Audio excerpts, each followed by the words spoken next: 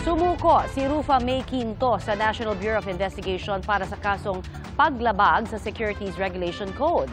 Habang nasa proseso ng paghahain ng piyansa, sumama ang pakiramdam ng aktres. Saksi si John Consulta. Hi! Welcome to me in the Philippines. Yes, I surrender myself. Paglapag ng eroplanong sinakyan ng aktres na si Rufa May Quinto mula San Francisco, California sa Amerika, sinilubong siya ng mga tauhan ng National Bureau of Investigation kasama ang kanyang abogado. Mula sa NAIA sa Pasay, diretso sila sa head office ng NBI para sumuko. Kamusta po kayo, ma'am? How are you? Okay naman, medyo pagod kasi galing US.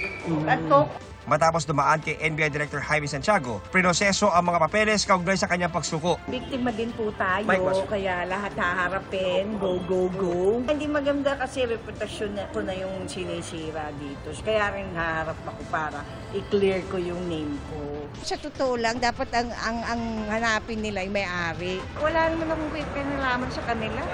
Hindi ko naman sila na-meet o nakilala. In fact, ako din, hindi rin ako nabayaran. Nag-bounce lahat ng check-in. Ayon kay Rufa May, biniktima rin siya ng kumpanyang Dermacare nang kunin siyang endorser. Yung pumirma ako, tapos first down, talbog. Second down, talbog. So, puro bounce. Yung sasabi, sorry. Kinancel din nila ako as endorser. Presumed innocent unless proven guilty. Kaya binibigay naman natin sa kanya yung assistance. Hindi naman siya pusakal na kriminal. Ayun. At sabi ko sa agents ko, tulungan nyo, makapagpiyansa, asistihan nyo. No? Ay, hindi tayo nang iipit ng tao kahit sino pa man siya. Mula NBI sa Pasay, nagtungo ang grupo ng aktres sa Pasay Hall of Justice para maghain ng piyansa. We were posting bail kanina, maghapon. But then, mga around, almost done na sana kami. Biglang sumama yung pakiramdam ni Miss Rufa May Quinto. Medyo nag-shoot up yung blood pressure niya. Probably due to stress or jet lag, yung pagod. But I think it's stress. We will continue the bail process tomorrow morning, first thing in the morning. Disyembre noong nakaraang taon nang kumpirmahin ng kanyang abogado ang warrant of arrest ng Pasay RTC laban kay Rufa May sa kasong paglabag sa Securities Regulation Code, kaugnay ng kanyang pagiging endorser ng Dermacare. Sangkot umano siya sa pagbebenta at pag-aalok ng security sa Pilipinas nang walang pahintulot mula sa SEC.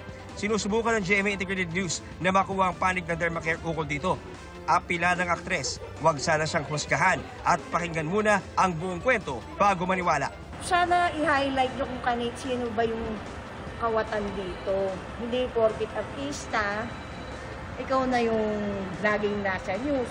Diba? Ibig sabihin, kailangan malinaw na hindi lang po ako, hindi yung mismong may-ari ang dapat habulin. Dawit din sa kaso ng Dermacare ang artista at businesswoman na si Neri Naig Miranda, asawa ni parokya ni Edgar frontman Chito Miranda. Dinakip si Neri pero pinalaya rin matapos kanselahin ng korte ang arrest warrant laban sa kanya. Hindi raw na ipagbigay alam kay Neri ang tungkol sa preliminary investigation ng Office of the City Prosecutor ng Pasay. Para sa GMA Integrated News, John Consulta ang inyong saksi.